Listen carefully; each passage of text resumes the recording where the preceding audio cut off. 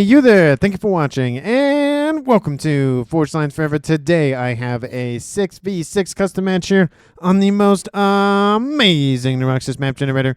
So let's go ahead and introduce our teams and our players. Starting off with Team 1 in the north, ending with Team 2 in the south. Starting off with Team 1 southern player, and then counterclockwise and around the map, we have in lightish red pink the 1700 of Bellerone. He is an Aeon for this match. To his northeast, we have in emerald green, blending in with his environment quite nicely. It is Foley. He is a Siren for this match as a 2500 rating. He is the highest rated player on Team 1 and in the game overall. To his northwest, we have in royal blue the Seraphim player of Nasimka. He is a 1900. In regal purple, we have Insidious Nuke as a Cybern as an 1800. We have in tropical ocean blue to his northwest, it is It's Coming Home as a Cybern as well as a 1900. And rounding out Team 1's lineup, we have in Barbie Pink, Psycho Ad. He is a Seraphim as a 1700. So for Team 1 side of the map, they have 3 Cyberns, 2 Seraphim, and 1 Aeon, which means Team 1 lacks UEF technology. Starting off with Team 1's northern player, then working our way counterclockwise as well, we have in Chevy Crimson Jura. He is a Cybern for this match as a 1900. And the highest rated player on Team 2, sporting the best color in all of Supreme Commander, it is Deli as a Cybern as a 2100. In Snow White to his southeast, we have the Aeon player of Yoji. He is a 2000 rated. Again, he is in Snow White. And in Stitch Blue right next door is Bahan. He is an Aeon as well as a 1900. In Imperial Gray to his south, well, pretty close to the south side of the map here. I should be able to speak correctly by now. It is I Make War on You. He is an Aeon. He is a 2000 rated player. And last but not least here for Team 2 in orange, the color orange, we have the Cybern player of Nightly. He is a 1700. So for Team 2 side of the map, they have 3 Cyberns as well, but they also have 3 Aeons. So for Team 2 side of the map, they lack UEF and Seraphim technology. Team 1 only lacks UEF technology. For the entirety of this game, there are no UEF players. Apologies to those loyal to the old Earth Empire. Hopefully you enjoy the game nonetheless. And for 12 players on the map, let's take a look at the reclaim scenario here. Currently sitting at, for these 12 players, 15,000 mass, so a little bit over 1,000 mass per player. Not a terrible amount. There's also really not a huge clump of that mass. I'd say the highest maybe is a 500 at quick glance over to the west and the east over here. Besides that, that's really about it. I mean, it is just kind of shotgunned everywhere. And for mass points on the map, let's take a look at Team 2 side of the map. Right next door here to the orange, the color orange player of Nightly, there is a quad mech, or a 4-star mech, a quad mech position, whatever you want to call that. Trimex position over here next to him as well. Trimex position as well here for Bahan. Trimex position here, most likely going to go to Yoji. And then in the west, that's pretty much about it. There's also kind of, obviously, a lot of mechs is kind of dotted around this southern side of the map and the northern side of the map, of course. And then in the middle, there's a couple of mechs, not really anything too heavily that's going to be fought over. Maybe I'd say maybe these mechs is here. Obviously, those mechs is over there, but nothing really too system critical or mission critical. There is some issues with, of course, the land navigation with a couple of mountains and whatnot through the middle. Tiny little narrow necks of passable territory over here in a tiny little hole. And it does not look like it is passable, so that's just going to be kind of a dead zone in the middle of the map. A little bit of water in the corners as well, so there might be some comms hiding there for the time being. But with that out of the way, let's take a look at where our players are headed to and early annoyances here for these two teams. We do see a bomber inbound here from the orange color orange player of Nightly. It does get shot down. I think he killed off an engineer or two. And that will, again, slow down the expansion efforts a little bit here for Velarone and a little bit here for Foley, but nothing too critical. We do see in the western side of things similar attack vectors here out of Psycho Ad, kind of, again, trying to slow expansion. We do see that Team 2's Judah has actually crossed the middle of the map and has now taken this Trimax position that, for the most part, belongs to Psychoad. We do see that Team 2's Deli is inbound as well to assist, so it's going to be looking like a 2v1 scenario on that western edge of the map. Gun speed has been started for Velorone's commander. He is Aeon, so those upgrades are divided up. We do see on Team 2's side, at least on the kind of mid-southern side, all these comms almost lining up in a nice, perfect little line here. Of course, the other two are over there. But looks like it's going to be at least a 1v1, 1v1, 1v1, and then possibly a 1v1 here. So Team 2 and Team 1 evenly matched in that regard, depending on with a comm kind of sides to the left or sides to the right. There's a little bit of some breakthrough units outbound from It's Coming Home down the middle here. They're going to be able to take out a couple of mexes, but there are some engineers that could try to reclaim them. There's also actually really no nearby units here. The closest reinforcing units would either be the Calm of Yoji, or that's really it, honestly. So these units going to get a little bit of value out of themselves for dealing with a little bit of some expansionary efforts here for Brahan. He's dealing with a little bit of attack straight down the middle as well. Inbound from Insidious Noob. Gun speed and range has been started for Psychoad. Gun speed and range has been started for Yoda. And Yoda getting some assistance from Deli. So these upgrades will finish pretty quickly and relatively at the same time. Doesn't really matter if one finishes slightly before the other, because by the time the other one comes into range, that one will be finished. So it's kind of a net zero scenario over there. But again, it is a 2v1. It does look like we see some shifting over here from It's Coming Home. He's going for gun, so it may be that once he finishes, he'll come and assist. But of course, we do see that Yoji is sitting over here and guarding this approach as well. It does look like those units are still just causing a rampage or ruckus over here. 3 mexes already taken offline. Maybe they'll get a 4th. They're trying to flee and link up with these forces over here inbound from It's Coming Home. Range has been started and almost done here for Bahan. Range has been started and almost done here for Velorone Spinis, the speed upgrade. Nightly over here fending off the forces of Foley on this eastern side. So everybody pretty much trying to poke and prod or go for upgrades. That's pretty much the tactic here for both of these teams. Again, a little bit more of a defense side of things here for Yoji, dealing with, again, attack after attack after attack, or just the same attack split up. I think I killed 4 half T2 maxes. Well, I mean, 1, 2, 3, 4, and then a little bit. So yeah, 4.5. That's definitely a decent chunk of mexes with those units for sure. I hear some firing off in the west. We see Sakuad facing off against Judah. Judah in the yellow has a lot of incoming support. Deli nearby as well. He has gun on board. I think I missed that upgrade. So both of these comms for Team 2 have gun. This comm has gun. This comm has gun. That comm's going for stealth. So 4 gun comms here on the western side for both teams. On the eastern side of things, gun has been started for Nightly. No gun here for Foley. Gun speed and range has been done here for Velorone. I make more on you, hanging out, going for, looks like a T2 land facility, very far forward. He may lose this, but it is, of course, no, actually it's an assisting facility, so no issues losing the headquarters. But it is nice to get a T2 facility on the front line to cut down on travel time. In this game, kind of shifting along this diagonal, it was pretty much a Team 1 for the north, Team 2 for the south. But it's starting to kind of shift where Team 1's in the northeast, Team 2's in the southwest, just kind of where their comms and front lines are lining up. Income so far relatively the same. I mean, a little bit in favor of Team 1. But again, we're not even at 9 minutes yet, so that lead could easily shift one way or the other very quickly, just because of rating or upgrades or power or whatever may be happening at that moment. We have 2 major attacks happening, so I'm going to split the things so I can see what's going on both sides of the map. Move this so I can actually see what's going on over there. We do see that Deli and Judah double teaming against Psychoad. It's Coming Home inbound as well. Does have stealth on board, so unless Team 2 gets visual confirmation of that commander, they won't be able to see him. Look at that synchronicity between these 2 commanders firing very, like, essentially at the same time. Synchronously, I think I did English correctly. Bombers inbound, just trying to poke and prod at Velorone's commander. We do see Nightly does have gun dropped into the yellow. I make warn you, doesn't have any upgrades, but still pushing him with that commander. Foley going to come in and assist.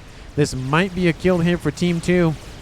It may even be a murder-suicide where Velorone dies or Nightly dies, and then the other comm will take the heat. Velorone dropping below 1,000 hit points. This is going to be first pressure of the game. Nightly falls below 1,300, gets back up to that, and that is the first kill here of the game. Knightley will score the finishing blow against Belleron. Jula falling into 2,500 hit points territory. Psycho Ad getting some assistance from It's Coming Home, being a nice little body shield for him. We do have Deli essentially acting the same situation here for his teammate of Jula. So it is now a 5v6 game here in favor of the southern team of Team 2. And it does look like Jula is going to retreat for the time being. And still, Deli and It's Coming Home just hanging out. Deli receiving a little bit more firepower than he probably should be, but he's just trying to reclaim as much as he can to get as much mass in those coffers as possible. Gun has been started for Insidious Noob, and Bahan does have gun, speed, / range on board, so he's able to fight back at the same range as his opponent.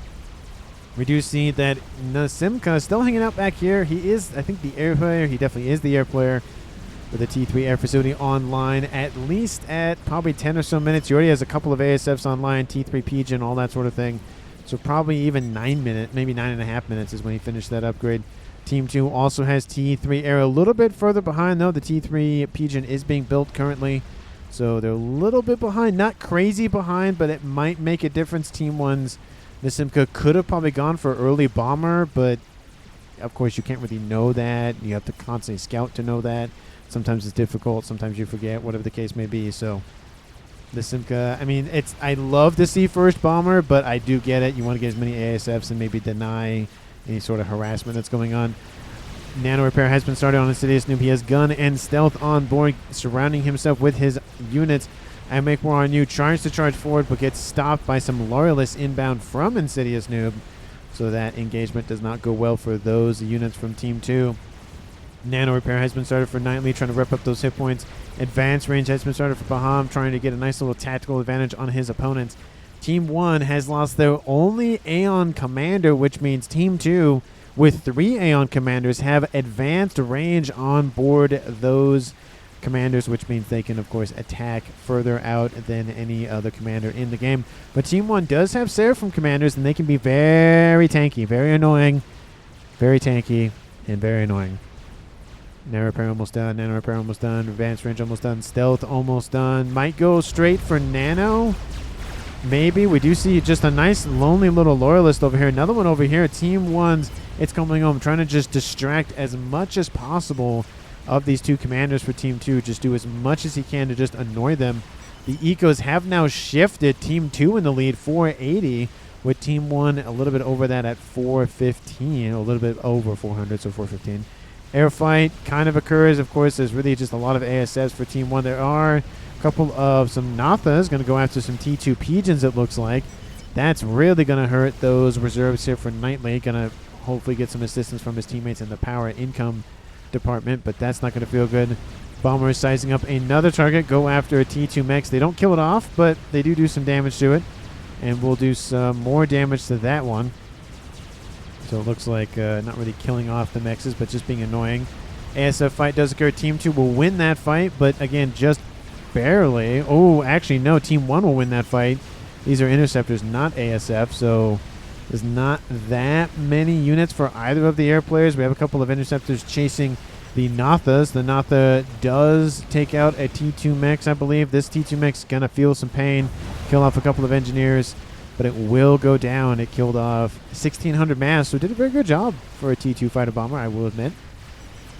In the west, it does look like Team 2 has fallen back. That Trimax position is now denied for Team 2. At least it's nearby Team 1. Hasn't grabbed it as of yet, but at least, again, it's better to deny mexes for your opponent than try to take them, because then you may be spending more resources trying to take them than just deny them. We do see that Team 2's Baham not looking too well, getting surrounded here by some loyalists. Does have the shield on board. It is the first shield, so 8,000 additional hit points on board that commander. Loyalist blitzing down that commander. Advanced range not really helping out in this scenario. That comm is not looking good, and we do see it's coming, not it's coming home, but Insidious Noob moving in, and there he goes. He almost kills off the remaining loyalists, but unfortunately he does not, and now it drops back to a tied game at 5v5.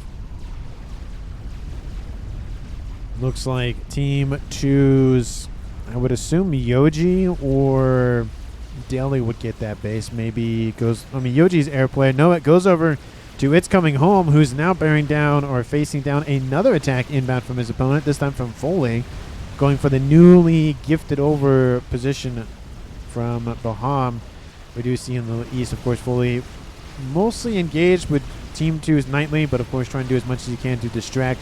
I did like that maneuver of assisting this attack vector here and trying to do as much as he can to just annoy. We do see a couple of Harbingers online. Still, the Loyalist persists. A couple more inbound. Yoji moving in will overcharge that one, kill it instantaneously. The other one will do some damage to the comm, but no worries there. The comm, of course, for Team 2's Yoji does not have any upgrades. Does have one veterancy, though, but not that many upgrades to his name. I mean, yeah, he probably focused on air, which I don't blame him. Maybe I'd like to see a shield upgrade on board him, but besides that, I do understand why he hasn't gone for any upgrades yet. We do see, of course, more and more action here in this position. Team 2's frontline facilities are being wiped out. Insidious Noob hanging out. He should be fine even if he doesn't fall back. There's not that many T3 and T2 units. It's a little worrisome, but not super crazy. He has nano and gun, so, and 1-star veterancy, so he should be fine. Watch I say that, and he just magically dies. That usually happens when I say that. Apologies, Insidious Noob through the ether. If that does happen, Deli falling below almost 3,000 hit points. Actually does fall below that. Psychoad being 2v1 here. Judah trying to act as a nice little buffer for Deli. Do exactly what happened to him. And there he goes. Team 1 Psychoad control case claiming the kill on Team 2's Deli. So Team 1 will trade a 1,700 for a 2,100. And some insults thrown in the chat. Definitely, I mean, that definitely hurts, but it does confirm the kill at a minimum. And now goes from a 5v5 to a 4v4. Sensor package is done. Starting shield here for I Make War on You. He does have range on board and almost that 1-star veterancy. Team 2's Eastern player of Nightly gaining some momentum against Foley. He does have a couple of bricks online. There's a radar system. You just got to go a couple more meters north. There it goes. Okay, radar system's offline. I was going to say if it stays online any longer, that'd be frustrating, at least from my point of view. Base and Deli says he's just annoyed. Give it to me, says Judah. Definitely would make sense to give it to Deli because he's just been over here for a while. I can control K1HU. Don't do it, says Deli. Don't do it. Don't do it. In the east, we see Nightly, again, continuing to try to force back. Foley fully going for stealth now. Probably will go for nano straight after that. And just conversations about control creating a headquarters, possibly for a reclaim. I mean, it is a Cybran and a Cybran, so no real issues there. Of course, it's nice to have a backup, but specifically that close to one another, it isn't that much of an issue to just get rid of it. And Judah's like, hey, give me that base, and then it is shifted over from Yoji. Yoji probably was distracted about something else. And we do see I Make War on You starting to walk down Insidious Noob.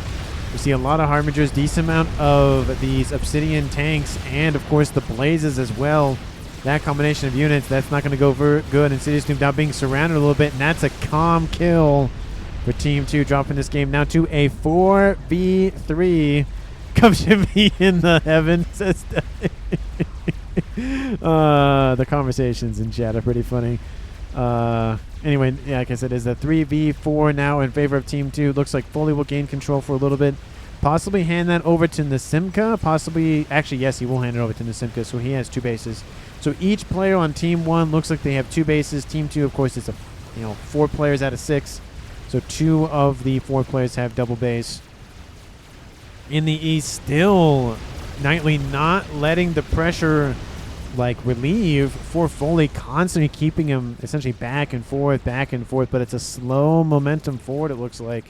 Unless the Colossus comes online or any sort of experimental for Foley, that's not going to feel good here for Team 2. No experimentals as of yet on that eastern side. Closing in on 19 minutes, so maybe there's a monkey, maybe Colossus, maybe a chicken started for somebody in this game, but it's maybe a little bit too early for that. Advanced range has been started for I Make War on You's commander. Hasn't gone for heavy shield or shield heavy. Don't know why it's shield heavy, but anyway. And it's just sticking with the regular one for now. Looks like units down the middle here for I Make War on You. Again, just trying to essentially flank left when Team 2's Nightly falls back, and then Nightly pushes right when Team 2's I Make Warn You falls back. Essentially kind of not a seesaw, but kind of not a back and forth. There's definitely a hit and fade kind of operation happening on both sides of that. Calm action going here for Foley and Nightly. Both of them are cybering. One at 5-star, 14,000 mass killed. Foley at almost 4,000 mass. He has nano and gun. Nightly has nano and gun, but of course the veterancy will give him an additional boost to total hit points and regen. You see he gets 90 per second here for Foley, and Nightly gets 108, so 18 hit points a second. Isn't a huge jump, but of course anything is better than nothing. And now we see a splitting of the forces here. The main force going after Nasimka's now newly gifted over base. We do see over here a couple of mixers go down here for Foley, just trying to do as much damage as Team 2 can do and just kind of keep his focus away from the front line, keep it in his base and not on what's going on essentially on the front line. And now Nightly again, look at this. Look at this, just pressure constantly pushing in on this eastern side, not giving a moment's rest. Nightly really wants that calm dead. And it may or may not happen, just depends on how cautious Nightly is. Not Nightly, but Foley and Nightly. It just depends on if one overextends or not. This force completely ignores this one that ends up surrounding it. Continues to just barrel upward, I should say, because they're going north. Couple of bricks trying to hold off the Harbinger threat, but there's still more inbound. Couple of Obsidians bringing up the rear. More mechs is going to go offline. More bricks trying to just coalesce around a nice little brick wall. But so far, it looks like those Harbingers might be stopped right there. But look at the mexes that are down. This Trim Expedition's down. These mexes might go down. This one, most likely. This one, probably not. We do see Nasimka going to drop his commander right next to this attack. Going to drop it right in front. Possibly not the best idea, but if he has some upgrades, it should be fine. He does not, but he does have... Does he have veterancy? I don't know. I don't know why he did that. He drops into the yellow, but looks like these other forces are focused on something else. Overcharges, kills off the Harbinger and that Obsidian. So definitely a risky play, especially with no upgrades, but he does survive, so that's better than nothing, but I would have liked to see at least the gun on board. And in the east, Nightly continuing to just pressure. Nightly falls below 100 hit points and is dead. Ooh, he pushed a little bit too far forward and Foley just kept hammering him with bricks. It is now a tied game once again, 3v3. And possibly I Make Warn You will claim this base in the east. Gifted over from... I was going to say he just gets it straight anyways. Advanced range has been started for Yoji's commander. So now we have 2 bases, 1 base, and 3 bases for Team 2's remaining players. That being I Make Warn You receiving the 3rd. And now, I mean, it's been calm kill. A couple minutes later, calm kill. A couple minutes later, calm kill. So there's really no semblance of just kind of establishing a command staff at this point. And at 22.5 minutes, Team 1 has lost 3 players. They've lost half of their force. It's Insidious, Noob, Psycho, Ed, and Velarone who have taken the hits. Team 2 also just lost the 3rd one. So they lost Nightly just recently, Bahan, and Deli, making this game from a 6v6 to a 3v3. Team 1 sitting at 830 mass per second. Team 2, 1.1k mass per second. So at least 250 mass more for Team 2. Huge amount, especially with I Make Warn You sitting at over 500. That's a lot of mass to be up. We do see that Team 1's fully under 100 mass per second. And that's partly due to the fact that he has just received shot after shot after shot after shot over here. A couple of bombers overhead trying to relieve the pressure here from Nasimka on Foley.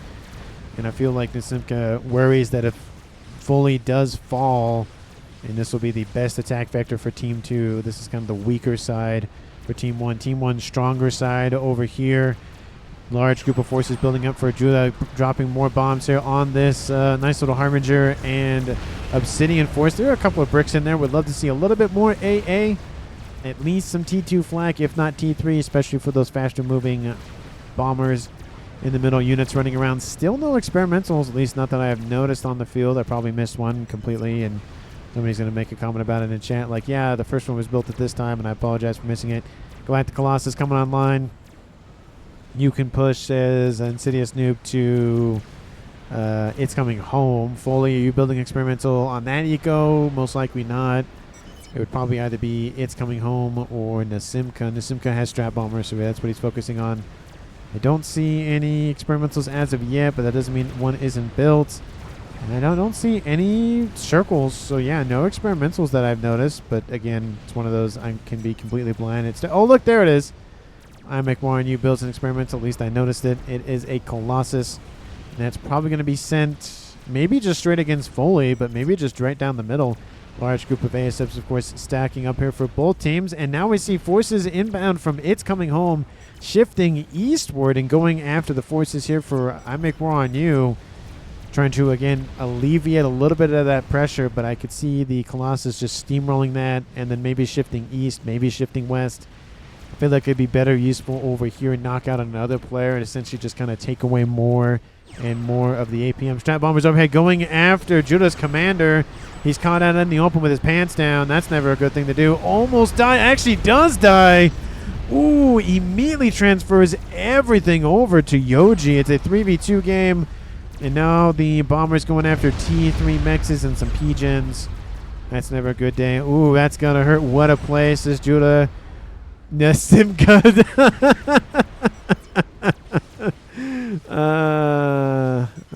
Instead he right-clicks calm. I mean, he got a kill. And now there's just of course, a conversation about that. That's oh man, that's gotta hurt. I mean, he almost got out of range, but the AOE on those Seraphim bombers are pretty wide, so it looked like he was gonna avoid it, but it was just one more bomb that came in, and that was it. Oof, that was rough. And now Yoji will inherit these bases in the west, so now it's 3 bases for Team 2's Western player of Yoji, 3 bases for Team 2's Eastern player of I Make War on You. Making sure I do my counts right, because yeah, 3 bases, but that's supposed to be over there. Whatever. Anyway, attack in the west. No experimentals in this army, just straight T3 units. I love the use of Seraphim tech for the shields. Love, love, love, love, love it. Especially because the Cybrans can't build mobile shields, so love to see that. Especially the T3 Seraphim. They are the best one, of course. They have the best shields in the game. No argument there, at least from me. Mobile or otherwise, of course, you could say the T3 ones are more expensive, which is fair because they're T3s versus T2s. But they still are better in terms of like hit points and temporary hit points with the shield capacity and all that. This brick force getting utterly wasted. Large clump of them still sitting there. But it's kind of just a war of attrition at this point on that western side. We do see the Colossus charging forward, though Team 1 knows about it and is in full retreat. And we see Foley pulling back his forces. Second experimental online. It is another Colossus. This one already almost into the yellow already. So I Make War on You is spending that eco. 786 for him, 640 for Yoji. Team 2, 1.4. Team 1, 1.2. So Team 1 is starting to catch up. But again, having that much mass in so few hands makes a huge difference as time goes on. We do see a constant, like, hey, there's some bricks over here that are not doing anything. Hey, there's a thing over here. Strap bomber overhead. Colossus ready, says Velarone. So just kind of, again, constant commenting here between all of these players on both teams, just trying to help out one another with that subcom brain, or as some people say, FAF brain, or FAF head, excuse me, FAF head. I'm still partial to subcom brain, but I know some of you find FAF head very entertaining. Just constant throwing of the plasma here between these bricks and these bricks from both teams. A couple of Optims and those shields as well, just kind of running around. No experimentals as I've seen from the western side for Team 1. Very strange. Usually you would see one by this point. But it looks like it's just going to be straight T3 units. Maybe he's going to plan for a nuke or game ender or something. Maybe, maybe not. We'll see. I hear Strap Bombers constantly. Colossus does go down. The bricks are trying to get out of range. They'll be crushed, so there's no hope of those getting out of there safely.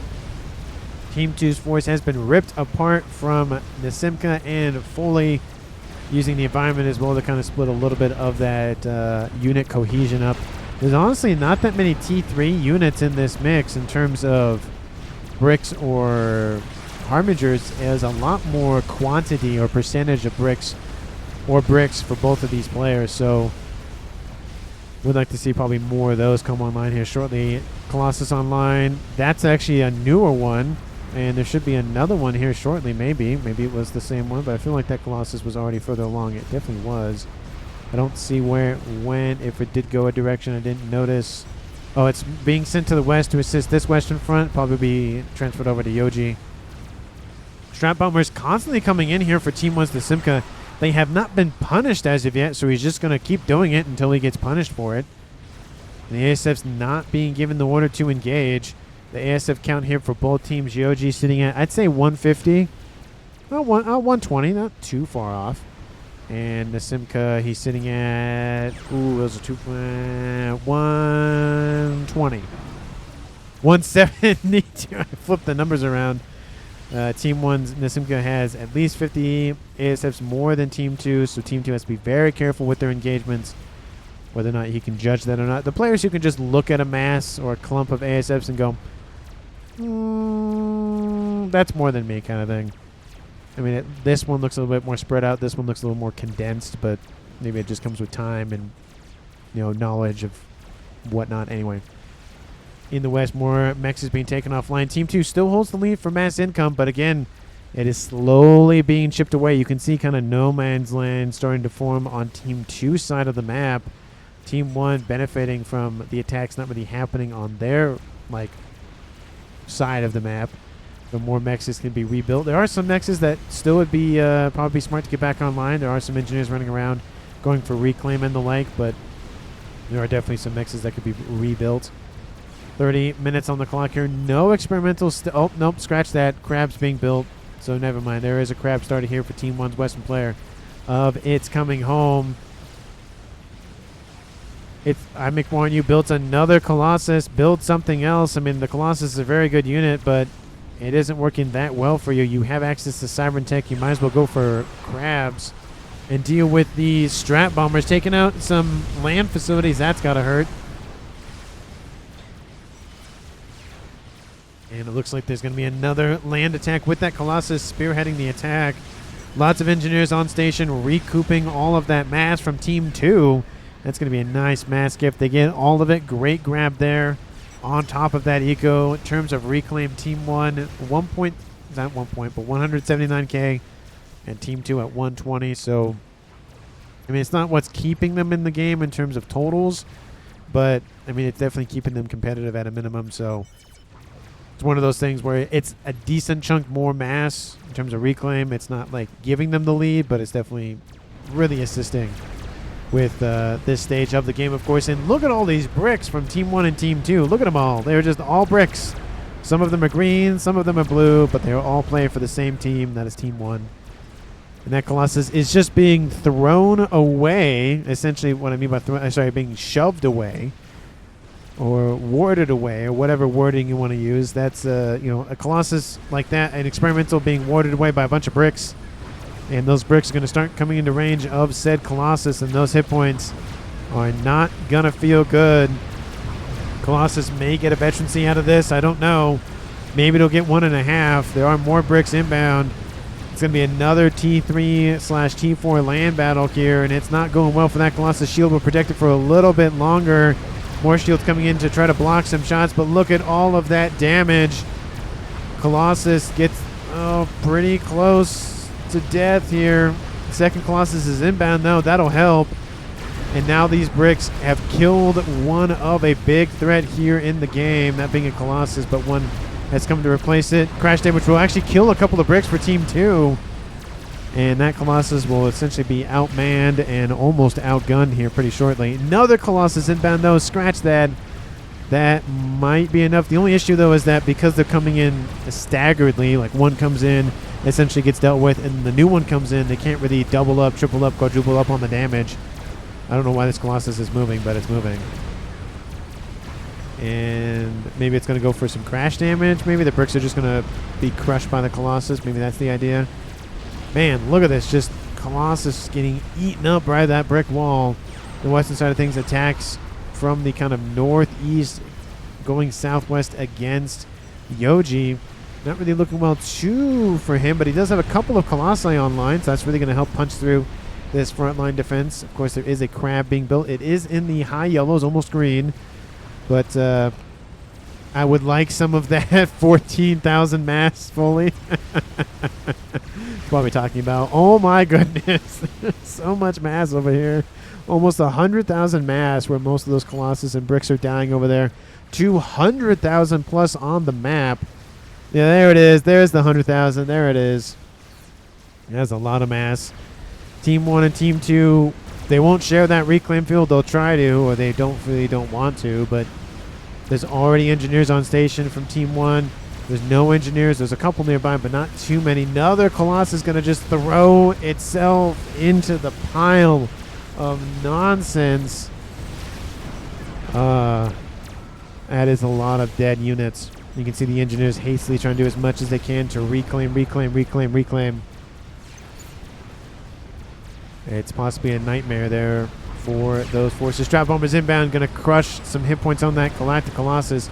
Crab is now on the front line, shoving back said Colossus. Second Crab also online now. You see a lot of experimentals being thrown over the west here for Team 1. Team 2, not really focused. Sorry, Team 1 East, not really focusing on experimentals. Large ASF group, of course. SMD, both the comms in the northeastern pond over here. Protected from radar and the like. I think they are far enough down to not really worry about that AoE splash from a bomber. I think they're a little bit further down. 0 XP says Nasimka good. 0x what? 0x experimentals good. Oh, it says Nasimka. Okay, we do see a Crab is being built now here for fully, so not totally neglecting the Colossus, or not Colossus, but experimental game in this game. We do see a Colossus has now grabbed the reclaim field. Second Colossus is going to be like, go away, get off my lawn, go away. This is my... Well, 82,000 reclaim on right side as well. Yeah, there's a lot of reclaim. And I wouldn't say most of it is Team 2's. There's obviously a decent chunk, 12,000, 14,000, 14,000 for Team 2. But there's a lot of bricks, a lot of other units here from Team 1, so it will be a huge benefit, but we'll just see what Team 2 does with it. Specifically, I make one. He's stacking up Colossi on top of that reclaim field, though. He may go for just an all-out attack on this eastern side. Crab is done here for fully, so he has a little bit more defenses online. I make Warren using the corner of the map hanging out. More Colossi coming online all the time. Art or Nuke says Psycho Ad. And no, they're building a Colossus. No game enders, no nuke. Oh, no, excuse me. There is a nuke down here. Apologies, I just missed that. And it's loaded. That nuke is loaded. First nuke of the game, 35 minutes. It hasn't been launched yet, but that is a huge opportunity. SMD is online. SMD non-existent. SMD is online, and SMD not over here. So this could be a really nice opening play here for Team 2 for either side, but there's a backup SMD over there. And speaking of which, it is launched, and it is going for that base. Unfortunately, it will get shot down. Obviously, they couldn't have known that the SMD was loaded by then. I mean, 36 minutes you probably would assume, or presume, I should say. This was better nuke, says Deli. Yeah, this was definitely... I mean, it would have killed off a lot of mass, but I feel like this would have been a better nuke if it was in range. Or not in range, that is. Oh, yeah, definitely not in range.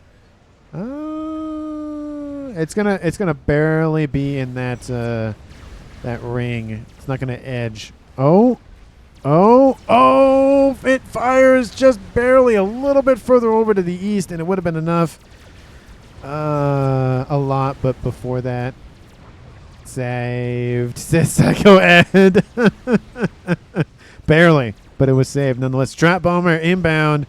Oh, I know what it's going for. It's going for that nuke. That's not going to be a good day for that nuke launcher. Let's go follow these. Oh, they're going to shift. The ASFs come in. First airfight or major airfight of the game will commence over these mountains in the middle. Technically, Team 2 side of the map, but just barely.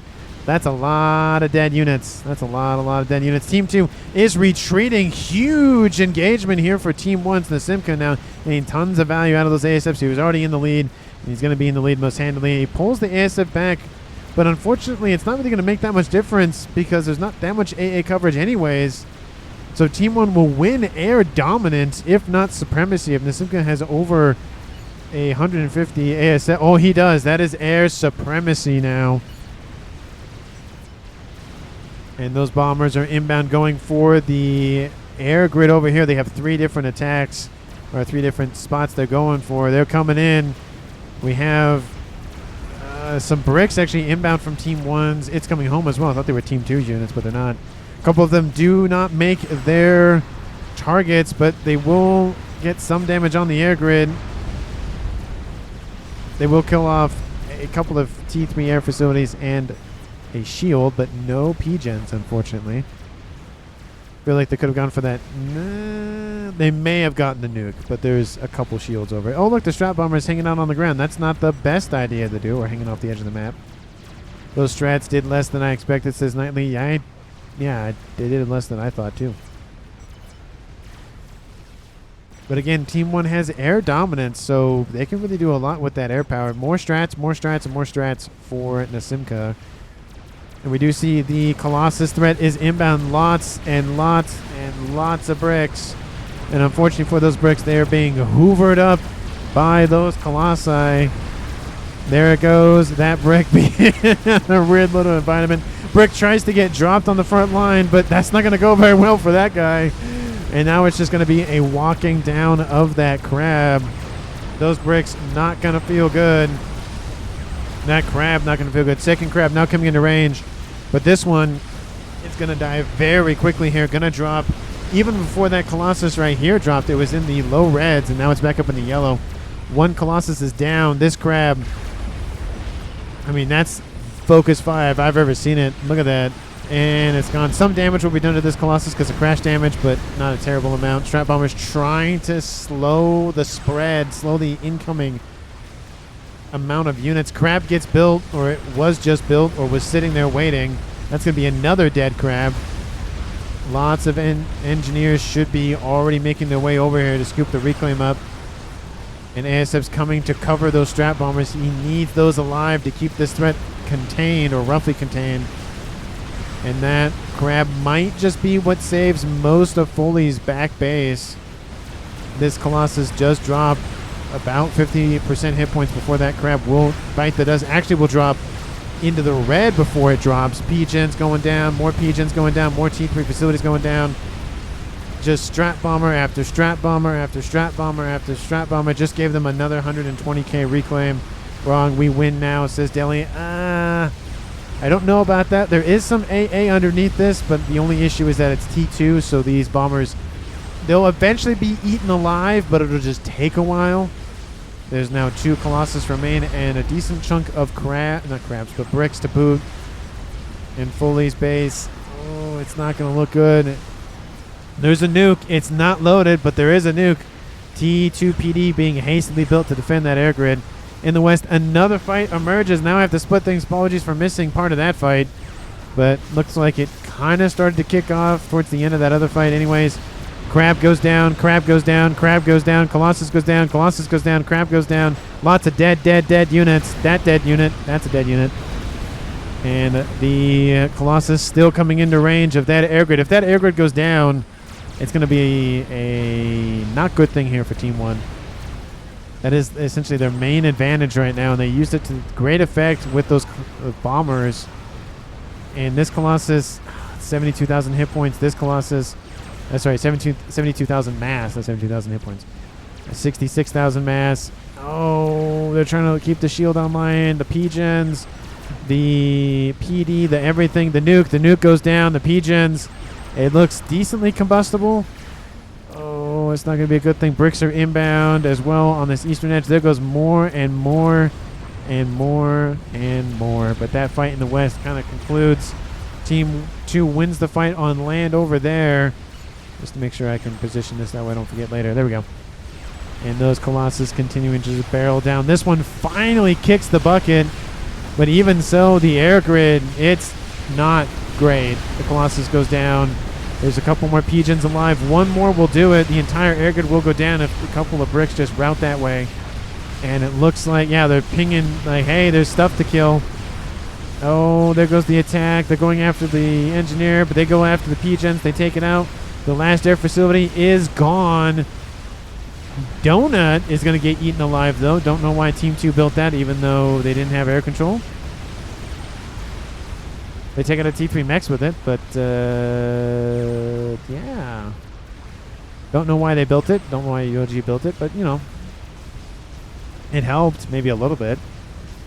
In the west, not going to get as far north as the eastern front did, but I don't think that really matters at this point. The air grid is done and dusted. No hope of coming back from that. You had the base of same size, says Nasimka. And there goes the nuke about to load.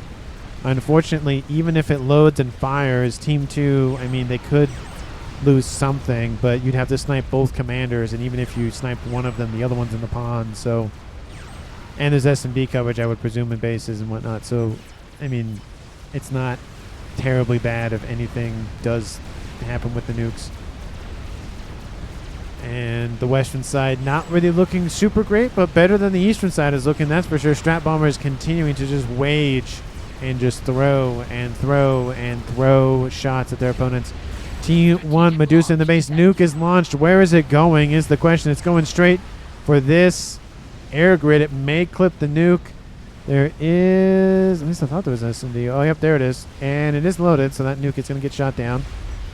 Very unfortunate. Nuke wins now, says Deli.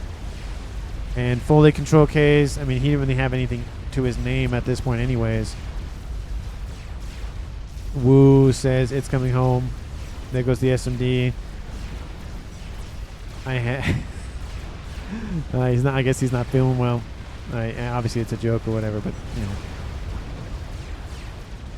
yeah, it's just cleansing of the map here for Team 2. There goes the Colossus from the east, now shifting westward. They can't attack from the west; they'll attack from the east.